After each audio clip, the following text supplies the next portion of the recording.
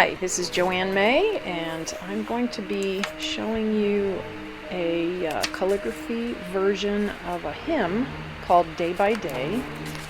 As you saw there at the beginning, I have the printed out words of 3 different verses of this hymn, and I'm using Rhodia paper. I pull out one sheet. I'm laying the sheet on top of a regular piece of notebook paper, and I'll be using a light box that is going to shine the lines through the Rhodia paper. I like doing this process because I don't have to do any setup or draw lines on the paper, and my final product is on a plain white sheet of paper with no pencil lines to erase, or little dots or lines, lined paper that is also another option if you prefer to have the lines there. I'm using Sumi ink and a Brause Blue Pumpkin 361 pointed pen nib. I'm also using an Oblique holder, and so I'm ready to get started here. As you see, I just start right there at the top of the first line.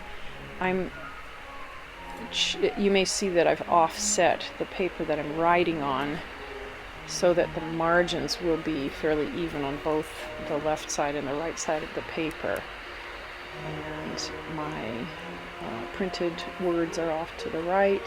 I check over and over again to be sure that I don't write the wrong word. I've made that mistake enough times that I've had to start over and over. In this case, I think I was successful throughout the whole process, not writing the wrong word or misspelling something.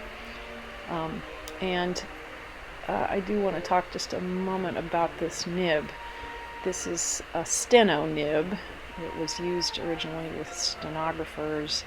It gives a sort of a medium flexibility when you go on the downstrokes for the shadings of the letters, and the upstroke can be a fairly fine line. It's not the finest that you can find in other nibs, but it's one of my favorite nibs to use.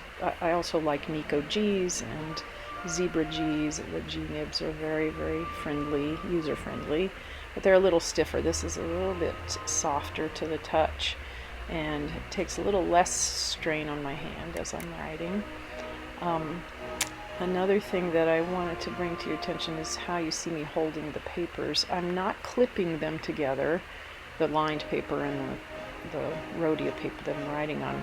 I decided to try it this way over the top of my light box, and it stayed very nicely. There's actually a little ledge at the top where the 2 papers rest up against the edge of the light box, so they do stay very well together as they're flat down.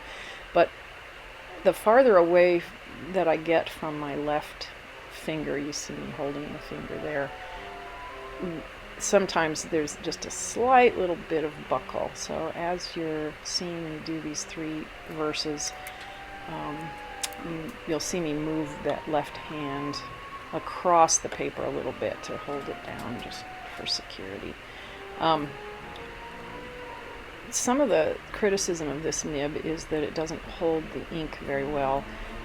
The Sumi ink is a little bit thicker than if you were using a walnut ink, for example. That's a thinner consistency.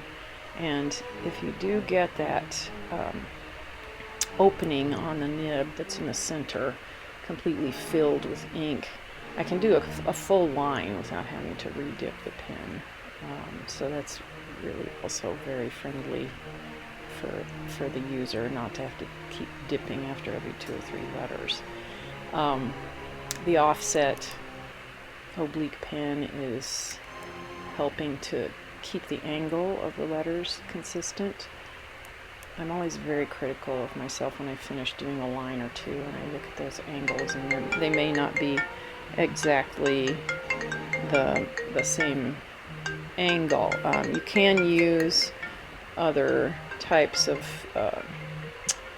guide sheets underneath your paper if you prefer to have that 52-degree angle or 55, whatever you're trying to do. Mine is a little less than that, it's right around maybe 48 or 50. So, but I feel confident in this style of writing. It's a little bit of copper plate, it's a little bit of Spencerian.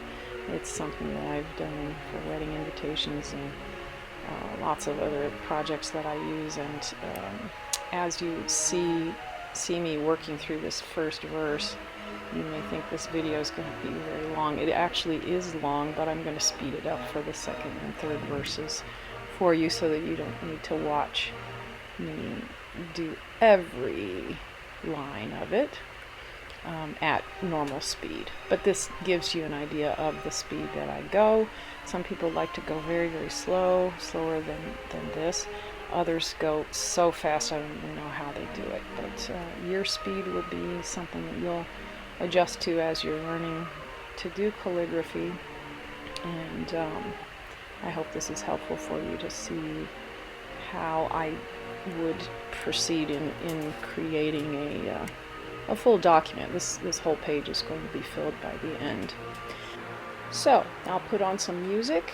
I'll finish writing this first verse. I'll do the second verse and third verses in a faster speed, and then I'll slow it back down so that you'll see the title in real time. And so now I'll put on some music, relax, enjoy watching, and thanks so much for being with me today.